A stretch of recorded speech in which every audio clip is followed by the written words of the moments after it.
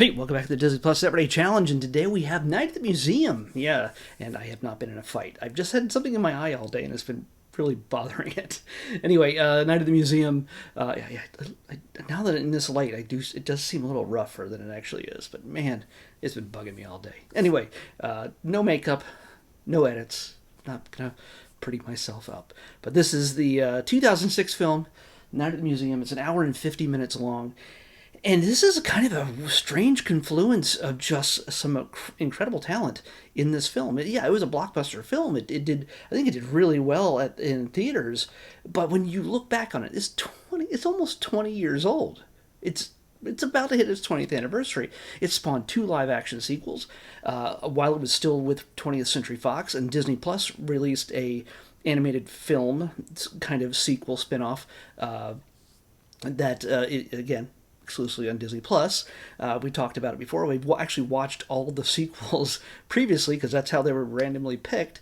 And now this is the final one, which is actually the first one that introduced our hero, Larry, who he's a dad, played by Ben Stiller, who really can't keep things together in his life. He's divorced. Kim Raver is his ex-wife. She's married.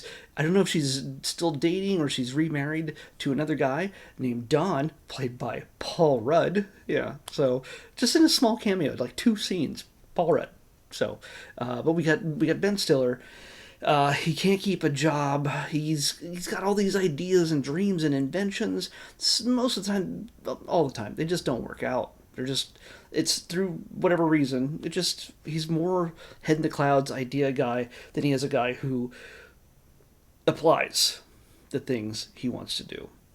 He just thinks about it rather than does it. And it kind of looks bad to his son, who looks up to him, but even his son is sort of realizing that dad might just not be set for being some sort of big important person. Maybe he's just an average guy who just needs to get his crap together in order to have a home and be somebody that he can look up to. It's it's a really heavy aspect of the film, which I just kind of forgot all about it. This is all about a guy who takes over as a night watchman at a museum. Actually, the national, why can't I say the name of it? The Museum of Natural History in New York City, which is right along on the east side of Central Park, right around the 170s, I believe.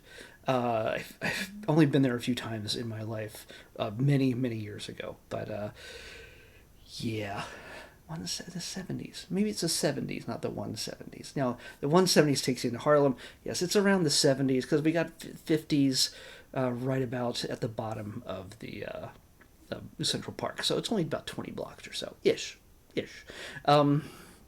So that's neither here nor there.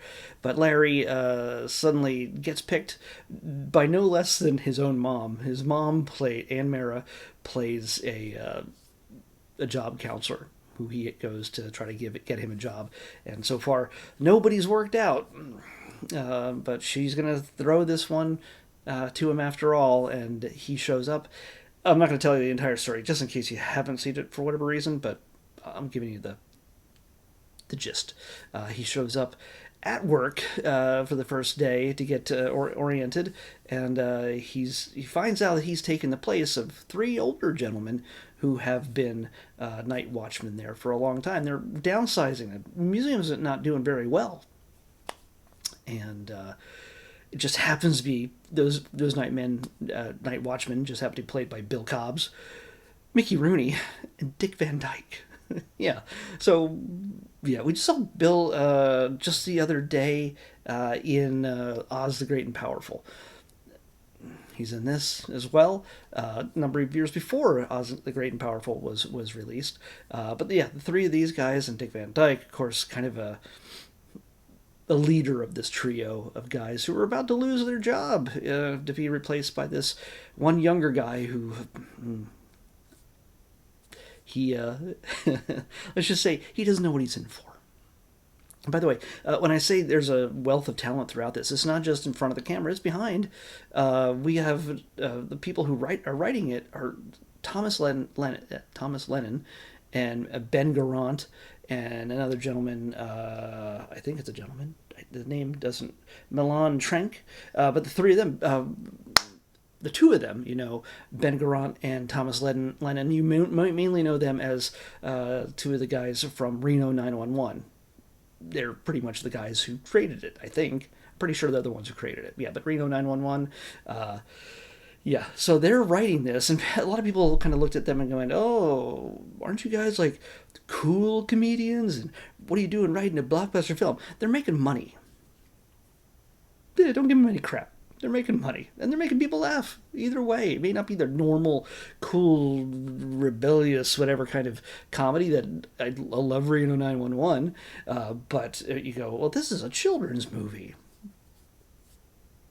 It's not Ben Stiller's Zoolander, which is a bit more weird, but this is certainly weird, and it shows through with the comedy acumen. Is that the term I want to use? The comedy skills of Tom and Ben behind the script and the screenplay. So, and that's not all.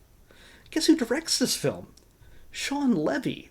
You might recognize that guy who is kind of familiar with chaos and lots of digital effects and just comedy thrown in there. Yeah, he's the guy who directed most recently Deadpool and Wolverine. Yeah. Also in front of the camera, we got Ricky Gervais, hot off of, I'm pretty sure, the UK version of The Office, because he's very still much like his character in the UK Office, but a bit more of a jerk, if that could be said. Intentionally a jerk, not ignorantly a jerk, as he's... Why am I blanking on his character's name from The Office? But, yeah. We also have Carla Gugino as... She's not really a love interest, but she's potential. She's potential. We got Jake Cherry, who is his son Nick, and he's all grown up. We see him in later films as well. And of course, Robin Williams as Teddy Roosevelt on his horse and giving all sorts of advice and guidance to Larry throughout the film. And there's moments where you feel that everything that Robin Williams does is completely off script and is just his manic ramblings. He is on script in this one. He is playing Teddy Roosevelt, not wacky, crazy, Teddy Roosevelt. He's playing Teddy Roosevelt, and there's only one scene, I think, that they really kind of cut loose with some of his just Robin Williams-ness. So you'll know when you see it. There's Rami Malek, him from Mr. Robot, and the most recently not the Apprentice, the Amateur, not the Professional, the Amateur. But he's been all over. He played Freddie Mercury in the Queen movie. But yeah, no, he's in this. There's Steve Coogan and Owen Wilson are prominent in this. Although Owen Wilson is not credited. Strangely enough, he's in the uncredited list, at least on IMDb. But I didn't keep my eyes on the screen the entire time to see if he was credited or not. But I didn't see it says he's uncredited. It took me a while to find him in the list. But I knew he was in it. Or maybe I thought maybe he was in the second one and not the first one. But no, of course he's in the first one, because part of what his character and Steve Coogan is all about is... It's Larry stepping up and taking control of all the chaos that's going on when everything in the museum comes to life at night. And he's normally not the guy you call for keeping things under control. He is usually not very responsible. But in this, he's got more responsibility than he could ever imagine. And can he pull through? Well, that's the story of this. And can he keep warring factions from making things a whole lot worse? Well, that's embodied in Owen Wilson and Coogler's... Oh, I can't say... Not Coogler. Coogan's characters. The cowboy and the Roman soldier. So, but there's all sorts of other things too that go into this and shows that he's a more than capable dad, worthy of respect, and knows how to get the job done when he takes the time to apply it. So, yeah, it's there's lots of little messaging kind of things in this, but for the most part, it's a very comedic visual gag action type of film that Sean Levy is certainly now Sean Levy is certainly now known for. Between that and Freeman. Freeman. Which also had Ryan Reynolds in it. But yeah, it's. I forgot just how fun it is. Yeah, it's not. There's some moments that don't make a whole lot of sense. They don't have to. Is there a monkey slap fight? Absolutely. Why? Doesn't matter. It's just silly fun. It's, by the way, it's Crystal the monkey, the same capuchin that was in Friends. I'm pretty sure. I'm pretty sure that Crystal also was the bane of the existence of the Friends at this time. She had to go on and do more work, and after Friends, I think Friends ended by this point. But yeah, so she was still getting work, because Ben was also he appeared in Friends a little bit. He must have liked her enough to take her on as a supporting character. So she gets paid in peanuts. So it's, yeah, I say, yeah, definitely. If you haven't watched this in a while, I think you get a good kick out of it. And I think there's a lot of kids out there that are probably too young to have, if you're a parent in the last, say, 10, 15 years, odds are you haven't bothered watching it. And your kids probably haven't watched it. This is kind of a good, fun movie that all of you can enjoy together. Because, one, you as an adult can appreciate a lot of the actors and everything that goes into it, and just the good fun you had when you watched it as a kid. And the kids might discover something, because it's one of those kind of films that we always say there's nothing new. They're always trying to recycle things and always trying to do reboots and rehashes of all these movies. The concept, the broad concept, isn't new. Toys coming to life, that one. There's a Toy Story about that, or just other things coming to life. That's inanimate objects coming to life, and lessons learned, and a story is told, and it's all magical and all kind of it plays with our imagination and opens up new ideas and makes us even think. When you're done watching this, you're like, well, what about this character, this creature, or whatever this? You can imagine your own stories with these characters and what kind of shenanigans they might get up to when Larry wasn't around, when the other guys were in charge. So there's a whole lot of stories to be told there, and this is a very imaginative film.